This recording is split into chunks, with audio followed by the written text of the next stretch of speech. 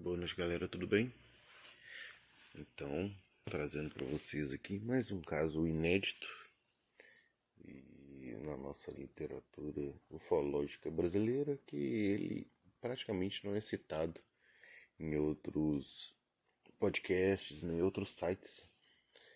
É um caso muito interessante que aconteceu numa cidade próxima de BH, com mais um ser um pouco ímpar, digamos assim, diferenciado na sua tipologia. Então vamos lá?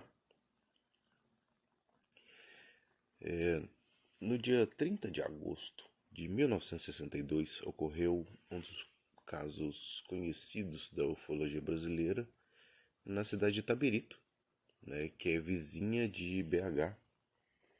E esse caso ocorreu às 23 horas da noite, quando três homens saíam de um cinema no centro de Itabirito.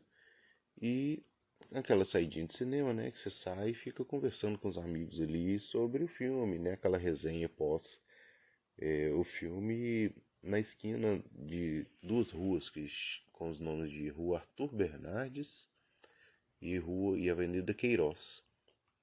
Eu dei uma olhada no mapa aqui, eu não conhecia essas ruas, elas são literalmente no centro de Itabirito. São ruas em área bem central mesmo, literalmente no meio da cidade, sabe? Por ser área de centro comercial onde tinha o cinema, então com certeza era uma área movimentada ou badalada para a época, né? Então, em dado momento, os três homens que estavam conversando escutaram um chiado, né? E quando olharam para cima, observavam que tinha um disco voador imóvel flutuando sobre uma plantação de eucalipto a uns 30 metros de altura e aproximadamente a uns 50 metros da posição onde eles estavam. Então, estava bem visível, né, de onde eles estavam. Eles conseguiam enxergar muito bem esse objeto, né? Ele emitia um chiado fino, mas não tinha outros sons. Enquanto observavam o objeto, uma das testemunhas, com o nome de Geraldo Liberato, chamou a atenção dos seus dois companheiros para a presença de um homenzinho que vinha andando na direção dos três. Segundo a testemunha, Luiz Gonzaga do Carmo, o pequeno ser era semelhante a um boneco conhecido da nossa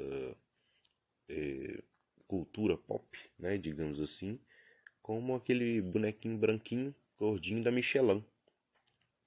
O seu tronco era todo roliço, tinha cabeça pequena e braços curtos, que não acompanhavam o movimento de caminhada, aquele movimento que a gente conhece de gingado, né? As pernas vão numa posição e os braços acompanham o balanço, né, das pernas, digamos assim.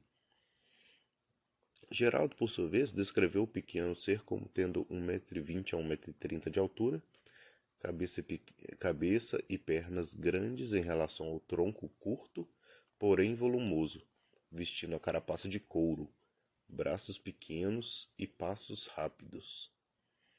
Após caminhar uns 10 metros, a criatura desapareceu misteriosamente sob o olhar das três testemunhas. E o pavor, né, caiu sobre eles e dois dos três saíram correndo gritando pelo centro da cidade, ficando para trás somente Luiz Gonzaga, que ficou no mesmo local que ele estava, fumando calmamente. Após uns 2 minutos, a claridade do objeto aumentou de intensidade a ponto de iluminar todo o bairro. Aqui a gente tem aquele exemplo do caso que a noite vira dia, né? Como a gente vê em muitos outros relatos, que a luminosidade é tão forte que você consegue ver todos os detalhes das árvores, das propriedades, do entorno. Devido a isso, Luiz tentou chamar seus amigos, mas ficou surpreso porque ele reparou que ele não conseguia falar, porque ele estava paralisado pela intensidade da luz. E ele ficou nesse estágio por aproximadamente 1 minuto, até que a luz do objeto diminuiu de intensidade e ele então conseguiu levar a mão na boca para fumar o cigarro que tinha ficado na mão. Mas surpreso, ele percebeu que o cigarro tinha desaparecido. Logo após o incidente, ele sofreu muitas dores de cabeça severas durante todo o mês, né? Durante 30 dias, cerca de 30 dias, ele teve uma dor de cabeça muito forte. E todos os remédios que ele tomava eram ineficazes para o alívio da dor. E aí, galera, já ouviram falar desse caso? Esse caso, como eu disse anteriormente, ele aconteceu em 1962, né? Então, é um caso relativamente recente. Ele fica muito perto de BH. Eu espero um dia estiver na região de Tabirito, pessoalmente nesse cruzamento, né? E perguntar na região ali sobre se tem algum descendente, né, dessas testemunhas.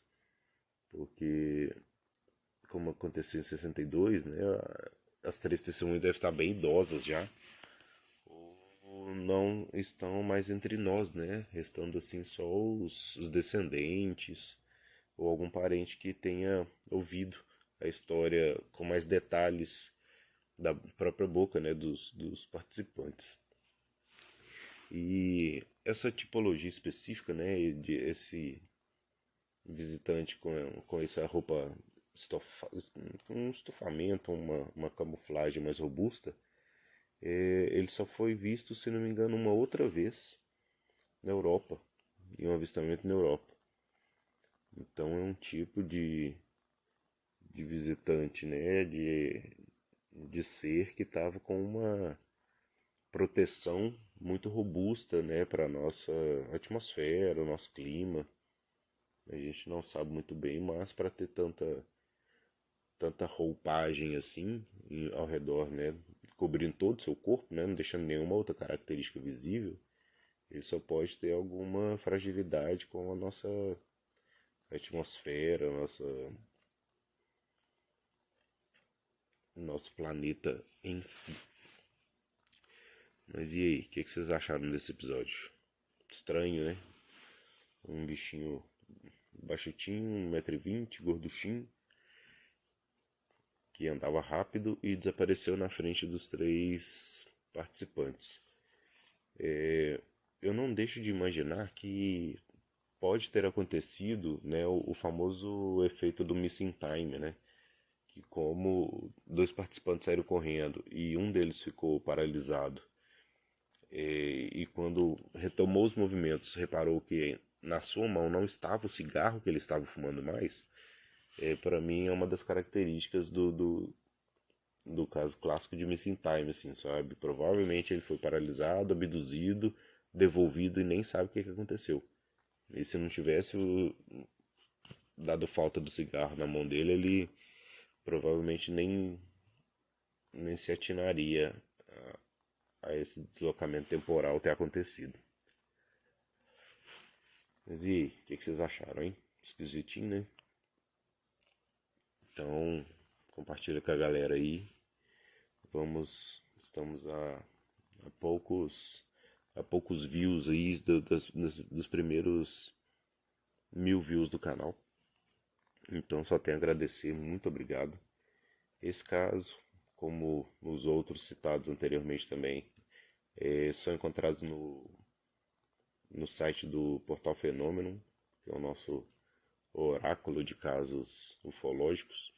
Então, quem quiser conhecer mais a fundo mais histórias curiosas, mais mistérios, né, do nosso planeta, convido todo mundo a entrar no site do Fenômeno e continuar pesquisando, né, continuar estudando. Tem coisas bem legais lá. Eu vou deixar na descrição aí, na capa do episódio, a foto do nosso visitante da semana. E ficamos assim. Até a próxima, galera. Abraço. Valeu. Tchau, tchau.